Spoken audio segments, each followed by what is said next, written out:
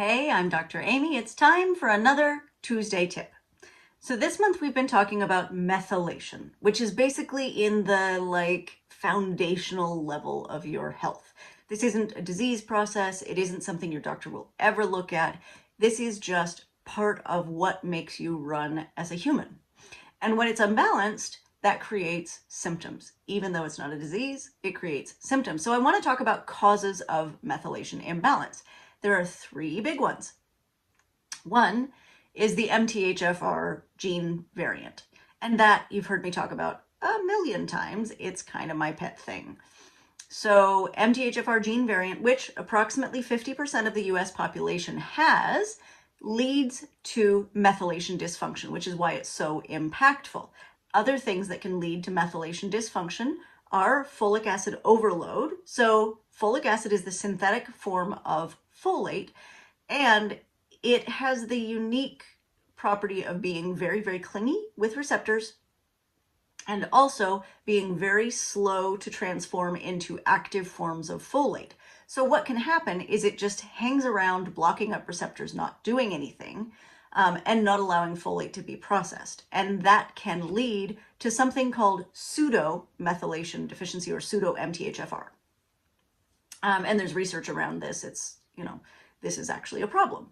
And in the Western world, folic acid excess, which is where this is coming from, is actually happening in more and more people because of food fortification.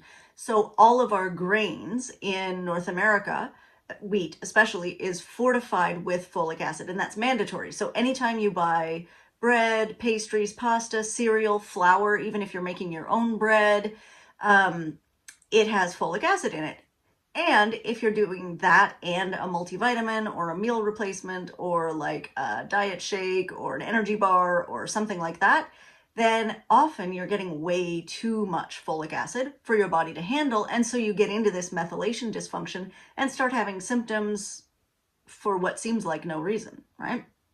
The third cause is nutritional deficiencies, and that is far less common in the West, although it's becoming more common as real food scarcity becomes an issue, right? So if you're living on processed or packaged food, then there's a lot of nutrients that just aren't there, right? They're just not in that food, unfortunately. So we are starting to see more of a nutritional deficiency problem in the West with people not cooking at home, not eating real foods, not knowing how to cook maybe, or not just having exposure to that.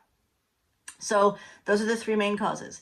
MTHFR gene mutation, which is present in about 50% of people, folic acid excess, and also nutritional deficiencies. And all of those things can lead to methylation imbalance or dysfunction, which creates this whole host of problems. But it's fixable. There's things you can do.